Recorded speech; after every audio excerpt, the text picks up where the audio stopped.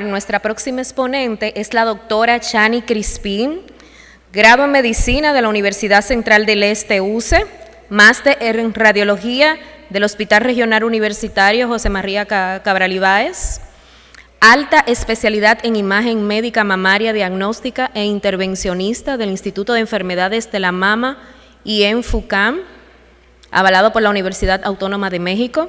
Actualmente labora en el Centro Médico Nacional, encargada del Departamento de Radiología en San Francisco de Macorís, en el Hospital de Enfermedades de Especialidades Médicas Materno-Infantil como radióloga de mamas y en el Centro de Imagen Médica Especializada Nuclear CIMEN, encargada del Departamento de Radiología de Mama.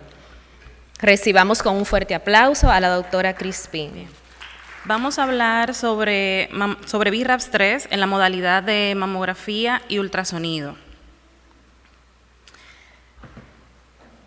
¿Qué tan tranquilo estaríamos si nos diagnosticasen con un BRAFS 3 hoy?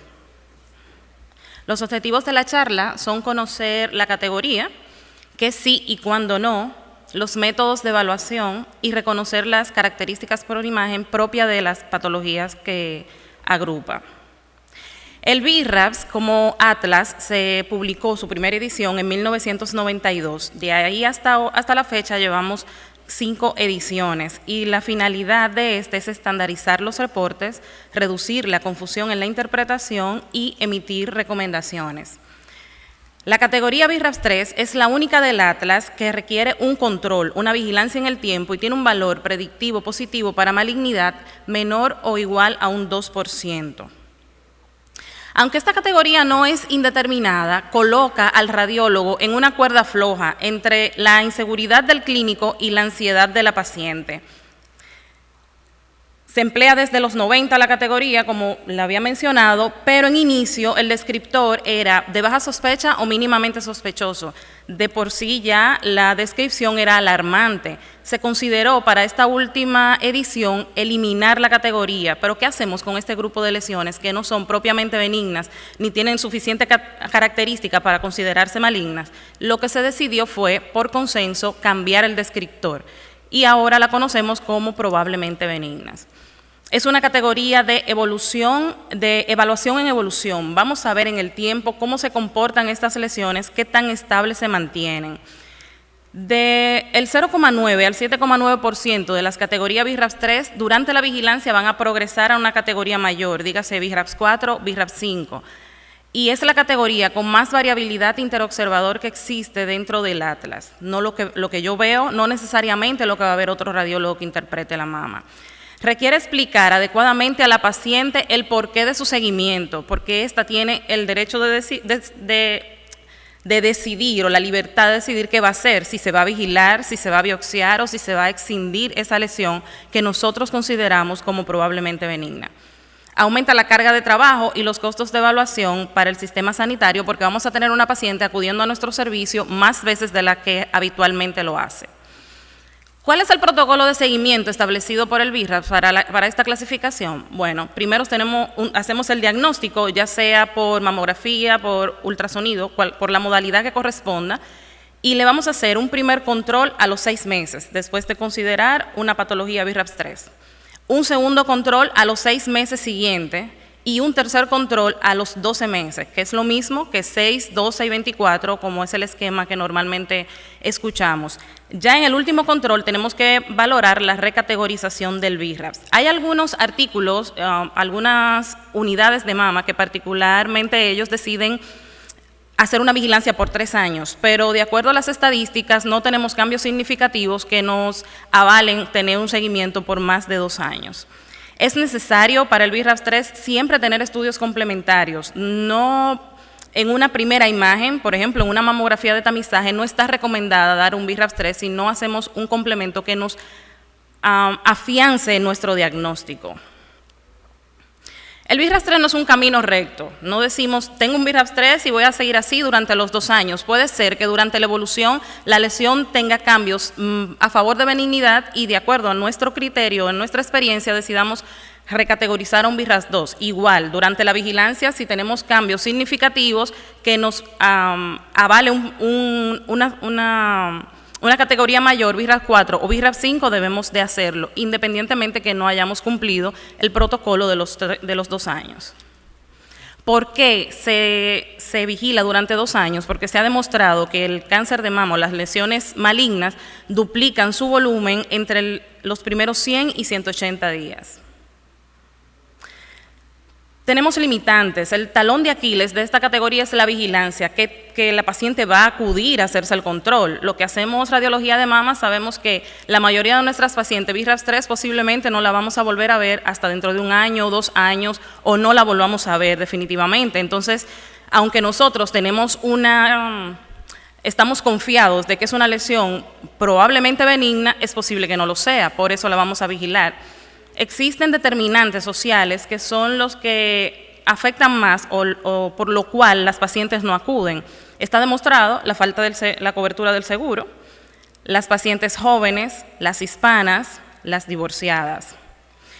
Este estudio hizo una evaluación de qué tanto acuden las pacientes a sus controles durante un periodo de 2 años, pero evaluándola cada 6 meses. En vez de 3 veces en 2 años, la vamos a ver 4. Y de una muestra de 1.077 pacientes, al primer control acudieron solo el 83.3%, al segundo control el 54.8%, al segundo control 75.9%, al tercer 54.8% y finalmente un 53.9% a su último control. Básicamente el 50% de la población en estudio terminó de realizarse su evaluación.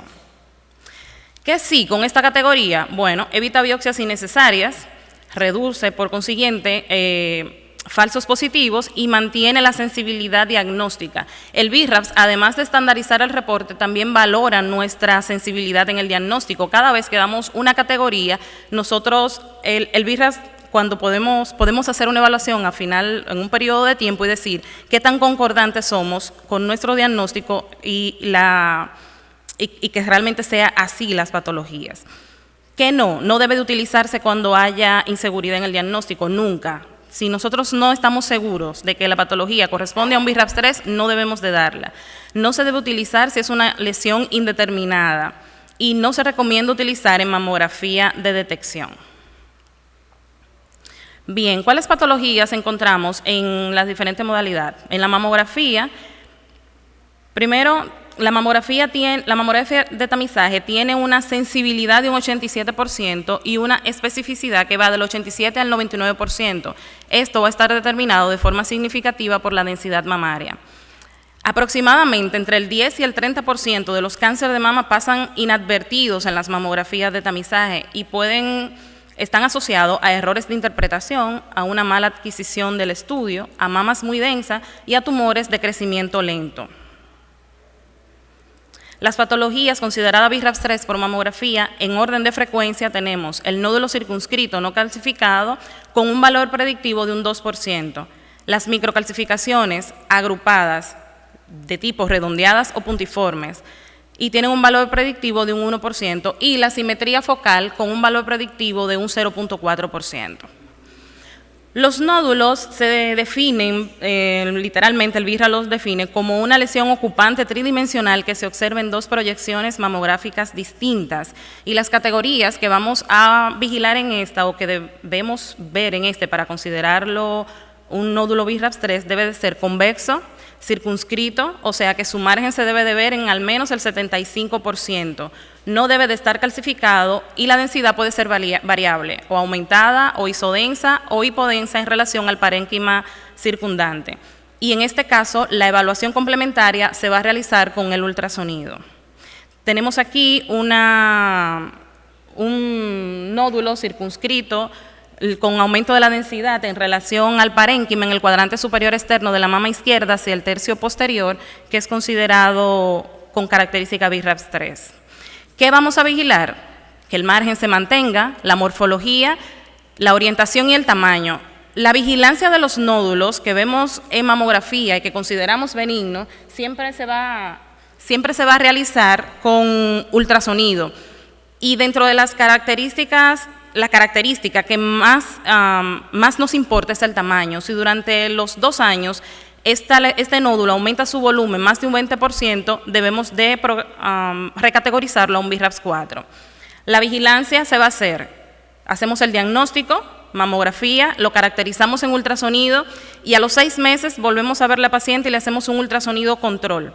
A los 6 meses siguientes le hacemos otro ultrasonido control y su mamografía o tomosíntesis de tamizaje. Y a los 12 meses siguientes, el mismo esquema, ultrasonido control, mamografía o tomosíntesis de tamizaje, y aquí en este punto ya valoramos la recategorización si la lesión se mantiene estable. Este es un caso de una paciente de la unidad que nos llegó a su vigilancia de rutina y vimos este nódulo en el cuadrante superior externo de la mama izquierda hacia el tercio medio, un nódulo ovalado, circunscrito, con aumento de la densidad en relación al parénquima adyacente. Cuando le hicimos el ultrasonido, correspondía con un nódulo sólido, hipocogénico, avascular, paralelo, sin respuesta vascular, que lo consideramos como un probablemente benigno. La vigilamos durante los 3 años, se ha mantenido estable. Estas son las mamografías que se hizo siguiente y vemos que el nódulo no ha tenido cambios. Se recategorizó ya un BRAF 2. Este artículo se publicó en la CERAN en el 2021 sobre los indeseables nódulos BRAF 3. ¿Cuál técnica detecta más? Y ellos evaluaron en un periodo de enero a junio del 2017 1.560 pacientes con mamografía, tomosíntesis y ultrasonido. Y los resultados fueron que la mamografía detectó por sí sola un 9.3% de nódulos, la mamografía más tomosíntesis un 13%, mamografía más ultrasonido 23.7% y la combinación de las 3 técnicas un 24%. Básicamente no hubo cambios significativos entre la detección de mamografía y ultrasonido y la detección con mamografía, tomosíntesis y ultrasonido. Las microcalcificaciones son la principal forma de manifestación del carcinoma ductal in situ y es un hallazgo común, sobre todo lo podemos ver a medida que la paciente tiene más edad. Por encima de los 40 años es más frecuente que lo encontremos en la mamografía. Aproximadamente el 55% de los cánceres de mama no palpables presentan calcificaciones asociadas. Las microcalcificaciones que se consideran BRAF 3 son aquellas redondeadas o puntiformes. Las redondeadas son las que miden más de 0.5 milímetros y las puntiformes son las mismas redondeadas pero miden menos de 0.5 milímetros. Y para que se consideren agrupadas deben ser al menos 5 y ocupar un área menor o igual a 1 centímetro. Y no deben de tener ningún hallazgo asociado, dígase asimetría o distorsión. Requieren evaluación con vistas ampliadas, como los conos de magnificación, para su mejor caracterización. Lo que vamos a vigilar en esta es la morfología, la distribución y si tiene un aumento en el número durante el tiempo de la vigilancia. Vamos a hacer el diagnóstico, la paciente viene, se hace mamografía o tomosíntesis, le vemos las microcalcificaciones, le hacemos las vistas ampliadas para mejor caracterización y le damos el BRAF 3. A los 6 meses la volvemos a ver y le hacemos vistas ampliadas a nivel de las microcalcificaciones para verificar que se mantengan estables. A los 6 meses siguientes, su protocolo completo, mamografía o tomosíntesis y las vistas ampliadas.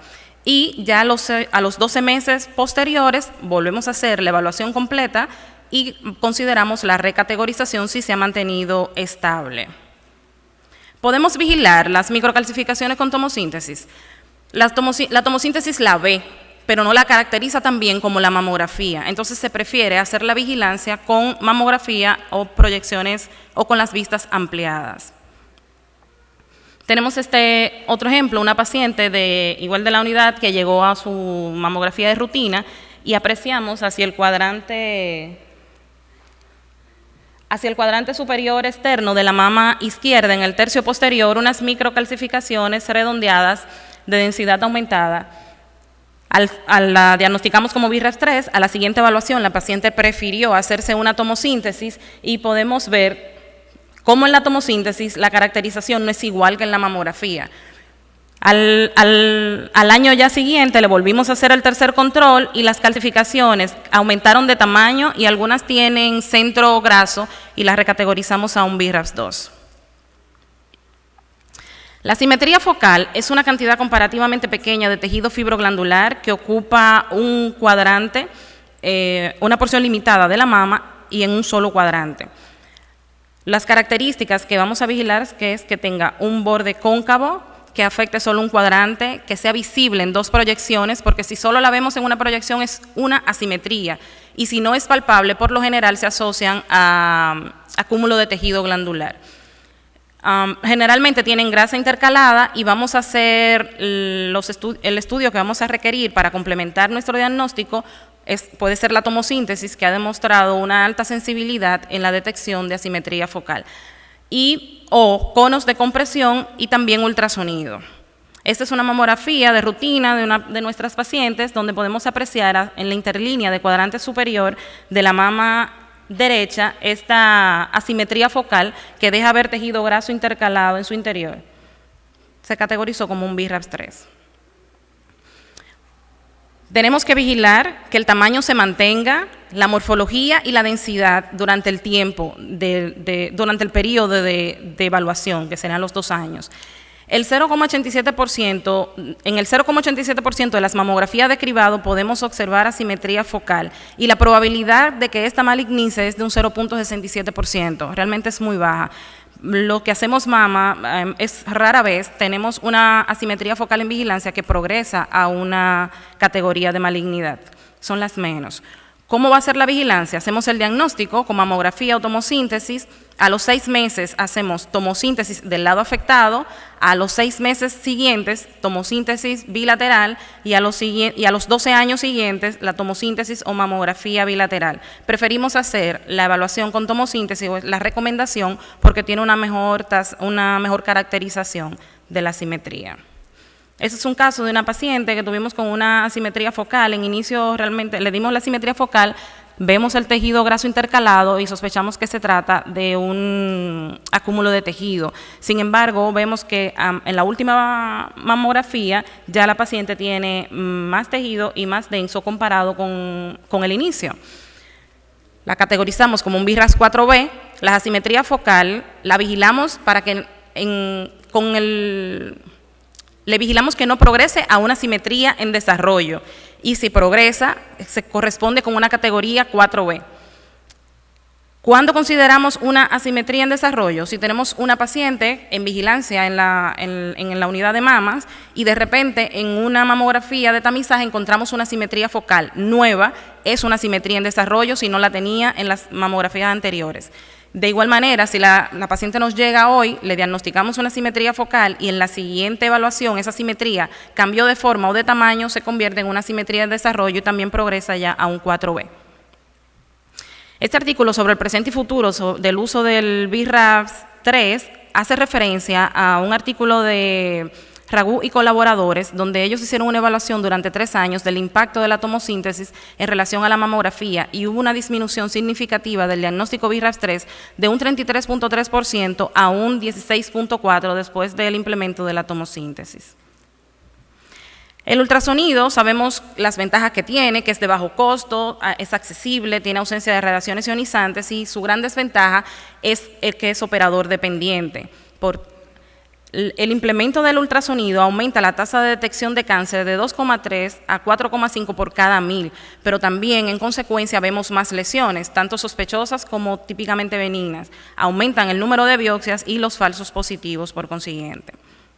¿Cuáles son las patologías que se consideran BRAPS 3 dentro del ultrasonido?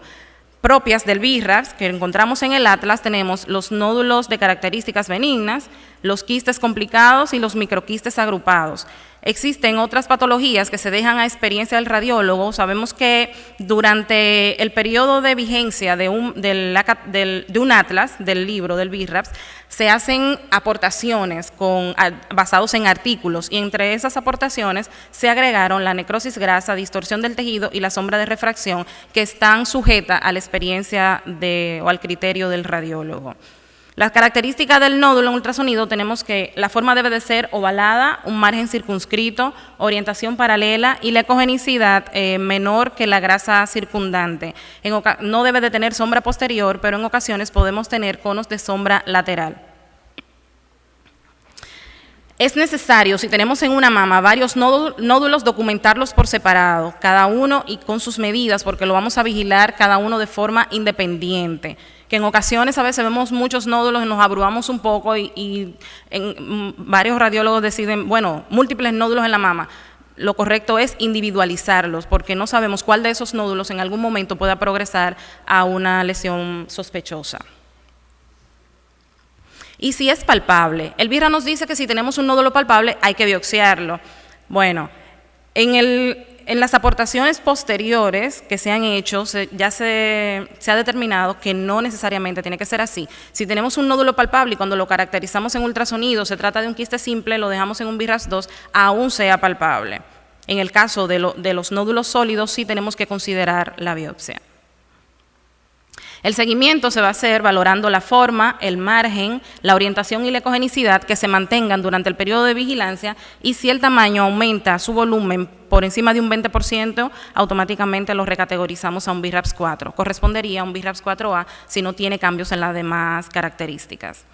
Los microquistes agrupados se definen en el BIRAS como un grupo de quistes, cada uno miden por debajo de 2 a 3 milímetros y están separados por septos finos menores de 5 milímetros. Las características a vigilar o propias de los microquistes es que tienen una forma ovalada, margen microlobulado y suelen ser avascular. Histológicamente se asocian a cambios fibroquísticos y a metaplasia apócrina y tienen un valor predictivo positivo de 0,2%. Hay revisiones en las que se han hecho biopsias a todos los microquistes que han encontrado y han dado todo de benignidad. En muchas unidades han decidido, a su criterio, simplemente a los microquistes, si no están asociados a ningún otro hallazgo, dejarlo como un BIRAPS 2. Aquí podemos ver unos microquistes agrupados con las características propias que acabamos de definir. Este es un caso que tuvimos en la unidad de una paciente que ya la conocemos por múltiples quistes simples. En su última evaluación pudimos apreciar estos microquistes agrupados con septos finos, con todas las características que acabamos de ver. Sin embargo, cuando lo valoramos un poco mejor, está asociado a una ectasia ductal, por tanto consideramos realizar la biopsia y resultó ser benigno. El quiste complicado, las características que tiene es que presenta detritus móviles, pared imperceptible, sin componentes sólidos asociados, porque en el caso de que tenga un componente sólido asociado, se convierte en un nódulo complejo o en un quiste complejo. Puede contener focos ecogénicos que parecen brillar al desplazarse y formar también nivel líquido-líquido. Si encontramos en una misma mama varios quistes complicados, la categoría que le corresponde es un BIRAPS 2. Si es un quiste complicado solitario, entonces es un BIRAPS 3. Ya entrando en las patologías que son a criterio del radiólogo, tenemos la necrosis grasa, que es una patología inflamatoria benigna, secundario a traumatismo accidental o iatrogénico. La necrosis grasa tiene diferentes fases y en su evolución, de igual manera, tiene diferentes formas de presentación. La podemos ver como área de distorsión, quiste complejo, nódulo sólido o como calcificaciones, como vemos en estas diferentes imágenes que tenemos aquí, como áreas de distorsión, un nódulo complejo y quiste complicados. Tenemos que considerarlo como un BIRAPS 3 en ocasiones porque también se le conoce como la gran simuladora, igual que la mastitis granulomatosa, y puede simular un carcinoma ductal infiltrante. Lo podemos categorizar tanto como un BIRAPS 2 como un BIRAPS 3.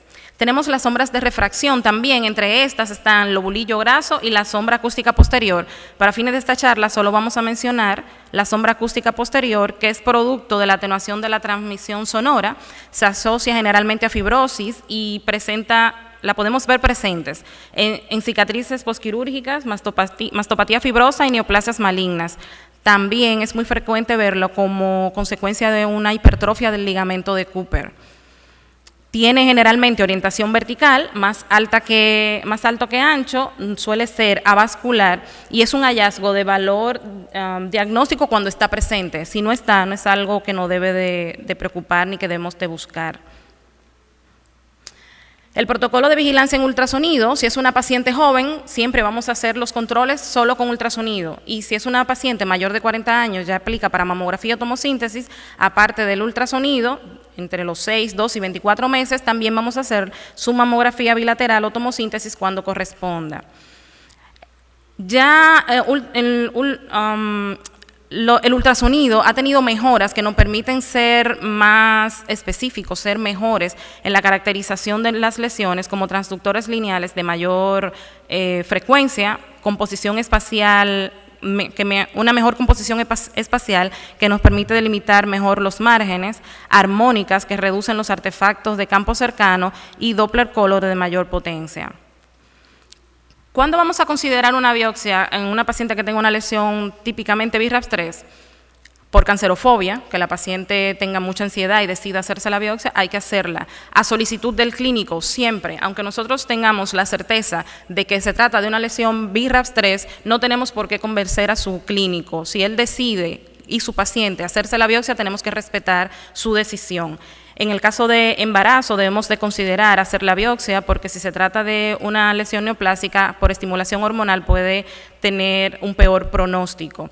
En pacientes con CEA de mama, tenemos una paciente, por ejemplo, en quimioterapia neoadyuvante y en nuestra evaluación, nuestro seguimiento, vemos que un nódulo de reciente aparición, tenemos que considerar la biopsia, aunque tenga todas las características de un BRAF 3. En paciente con antecedente de cáncer de mama, tuvo cáncer, fue tratada, libre de cáncer y de repente encontramos una lesión, una simetría o una microcalcificaciones puntiformes agrupadas, también tenemos que considerar la biopsia por el riesgo agregado de recurrencia. Y en las pacientes que tienen mutación genética, BRCA1, BRCA2 positivas. Es importante que recordemos que no se debe utilizar el BRAF 3 en la mamografía de tamizaje, siempre tenemos que hacer evaluaciones complementarias que afiancen nuestro diagnóstico, que nos dejen tranquilos y seguros de que estamos viendo una lesión probablemente benigna. Valorar características en la paciente que nos aseguren que va a volver a hacerse sus controles. Si no nos causa alguna duda de que va a regresar, tenemos que considerar la biopsia porque posiblemente esa paciente se vaya a su casa con un cáncer en crecimiento. Aplicar la categoría cuando se esté seguro. Si no estamos seguros de que tenemos una simetría focal que cumple con todas las características que vimos, no debemos de dar el BRAF 3. Nunca que estemos inseguros debemos de dar un BRAF 3. Es importante que sepamos que un nódulo en vigilancia que aumenta su tamaño por encima de un 20%, siempre debemos de recategorizar a un BRAF 4, que es la característica más importante a vigilar. El seguimiento de la simetría focal se recomienda hacer con tomosíntesis porque tiene una mejor caracterización demostrada. Explicar a la paciente el significado de su diagnóstico y respetar su decisión, ya sea de vigilancia, biopsia o excisión. Muchas gracias.